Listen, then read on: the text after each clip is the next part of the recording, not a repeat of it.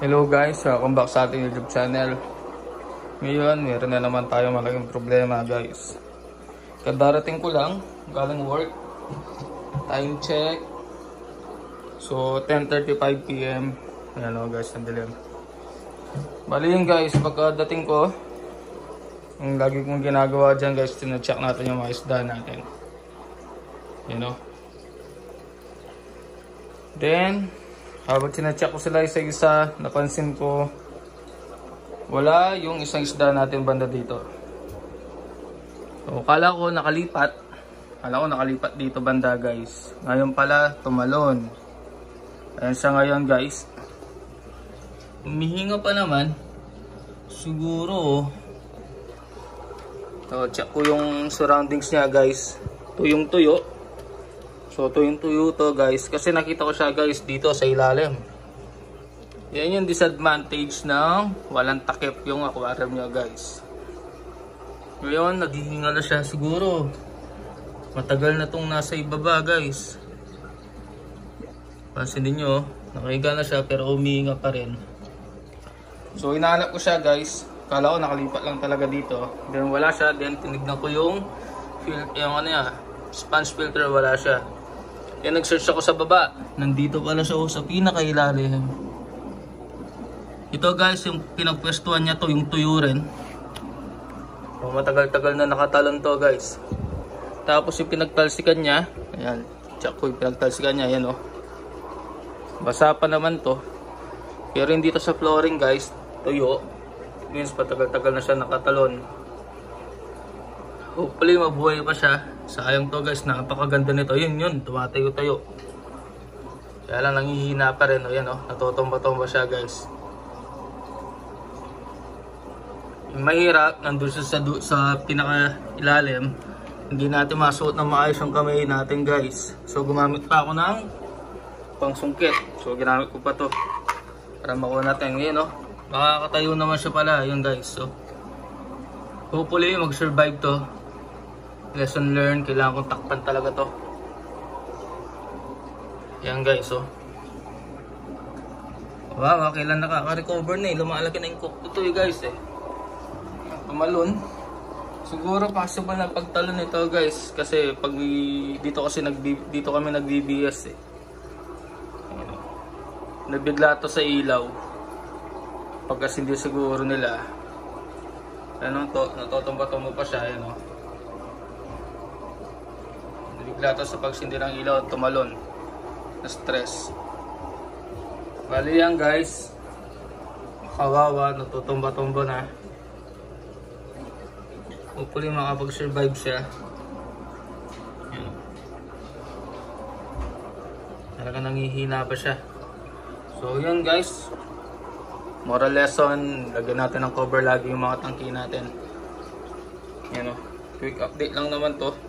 Sana mag-survive. Yan o. Sayang to, napakaganda niyan guys. Hindi lang natin talaga mag-groom na maayos. Hindi natin makukikilit eh. Bali gagawin ko yan guys. Total may mga styro tayo dito. Yung gagawin kong cover. Hindi pa natin temporary. Pindili ko kasi yung mga yan guys. Walang ano eh. Wala talagang cover. Nakakalungkot lang. Ayan, lagyan natin ng ganito. Ayan o, para hindi na maulit kahit paano. Ayan o. Ayan. Then ito sa kabila, hopefully hindi rin ito tumalon kasi kulang styro natin. Hanap pa tayo ng ibang pang cover niyan. Temporary, ito lang muna. Tapos patungan natin ng mga pagkain. Ayan, patungan natin yung mga to.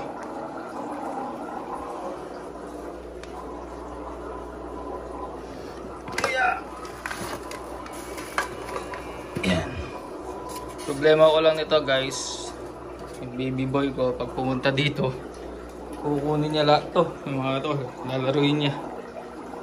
Kailangan makahanap tayo ng ibang paraan na pang cover natin dito.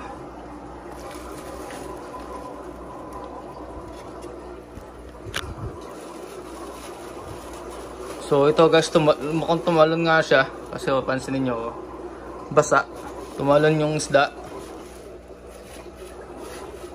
Tumalon talaga. Na-stress to. Buti na lang, nakuha natin siya kagad, nakaka-recover na siya ulit. Oh. Pero hindi lang natin alam kung gaano siya katagal na nakatalon.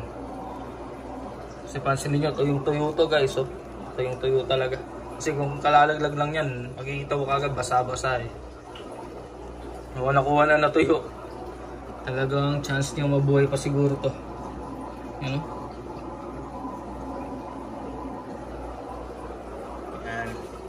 Yan, lesson learned. Sana may natutunan kayo. Huwag yung gaya yung ginawa ko na hindi nalalagyan sila ng cover. Stress ako, sayang talaga. Akala ko mamamatay na eh. Bigyan pa natin ng pampabigat. Ayan. Hopefully, pag hindi laruin to ng anak ko.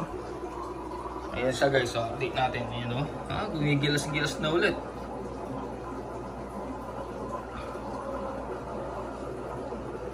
So yun lang guys, hopefully may natutunan kayo sa kamalian ko. So yung mga may aquarium dyan na walang takip, bigyan yan ng takip para hindi kayo matulad sa akin. Siguro kung napatagal pa akong nakauwi, baka patay na yun kasi hindi naman ito tinitignan ng kasama ko eh, yung pati ng asawa ko. Tsaka wala rin silang idea kung paano alagaan din yung mga yan eh. So yun lang guys, maraming salamat.